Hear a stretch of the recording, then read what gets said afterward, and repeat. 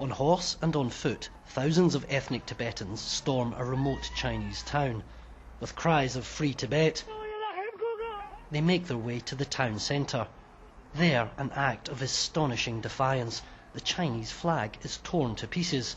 The flag of a free Tibet is hoisted high. These demonstrations, filmed by a Canadian TV crew, took place on Tuesday, just after China's Prime Minister told the world that Beijing had the situation under control. The protesters fled before government reinforcements arrived. A new amateur footage has emerged of the earlier violence in the Tibetan capital Lhasa. Protesters took control of the streets. These appear to be ethnic attacks, with Tibetans destroying Chinese businesses and lashing out at Chinese locals. Government troops arrived in force.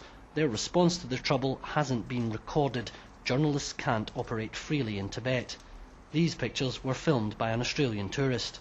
I had an explosion down the other end of town and looked out and there was smoke filling the streets, and it had obviously happened sometime prior to that, because when we looked outside, the Chinese army were already in force and had closed off the street with military force in riot gear.